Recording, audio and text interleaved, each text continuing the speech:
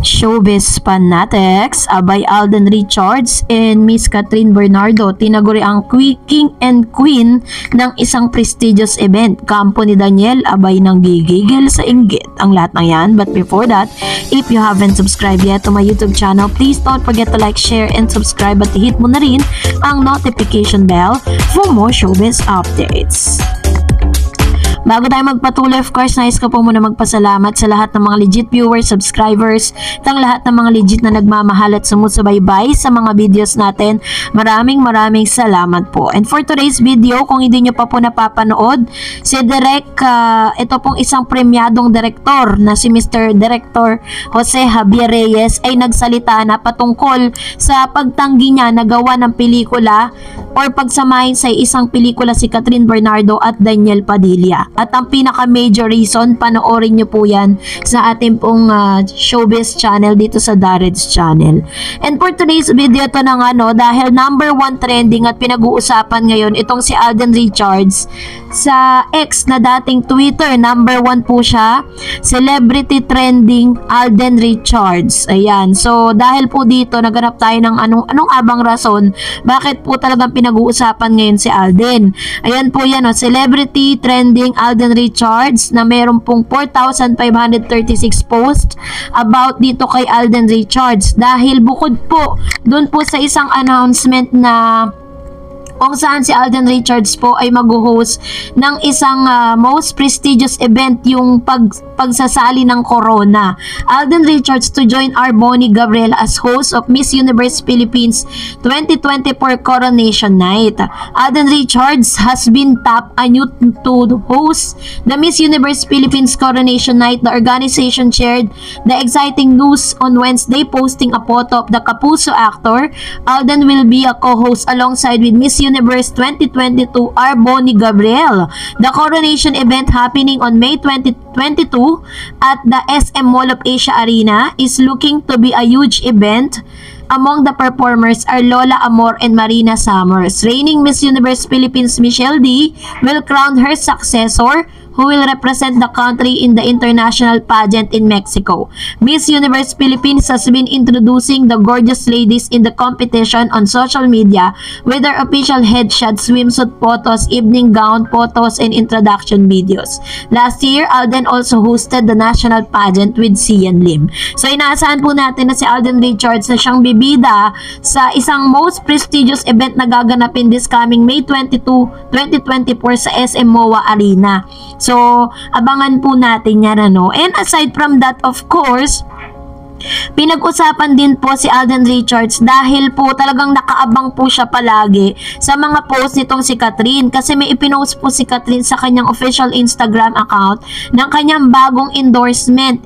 Dati niya na pong endorsement, yan yung TLC na parang endorsement niya, and monthly po yun naglalabas siya ng mga panibago niyang endorsement photos na talagang kailangan niyang gawin kasi nakapirma po siya ng kontrata doon.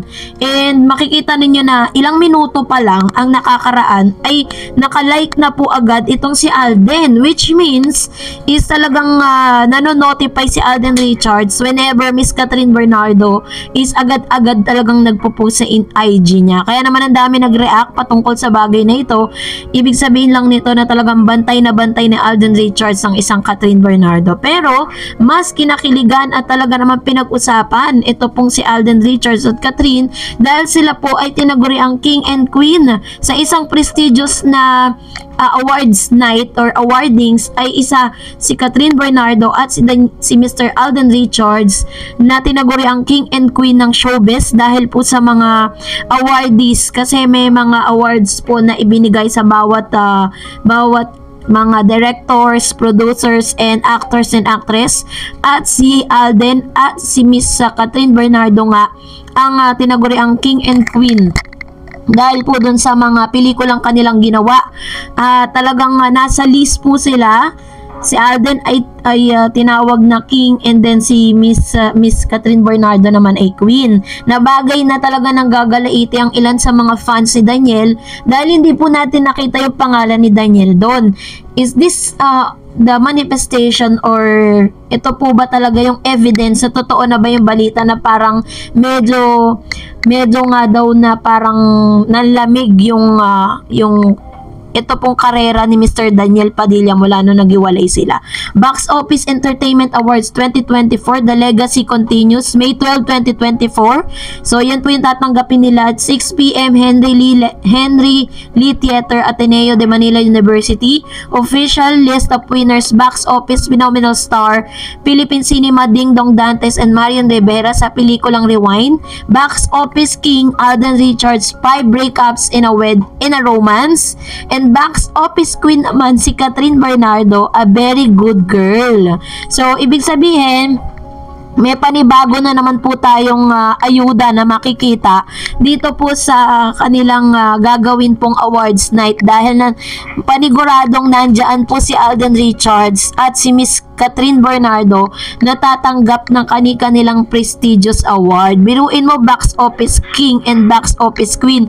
Tapos, 'di ba, parang meron pang mga kumukontra para sa HLG Part 2. So, saan pa sila, 'di ba? So, anyways, narito ang ilan sa mga hanash at mga comments na mga Katden fans at ilan sa mga talagang sumusuporta kay Catherine, Alden at Daniel. Sabi ni Victoria, lumabas na ang bad boy image ni Daniel. The true person he is. The real person he's controlling manic he is. Find someone else like Andrea B. You groom her, now she yours. You took all the resist to make the move to Andrea and binaliwala mo si Catherine. Remember, si Summer is you can trust. Be with your dog, Andrea B. Ayan, ako po, medyo malupit yung mga binitawang salita ni Ma'am si Victoria, no? Kasama si Andrea B.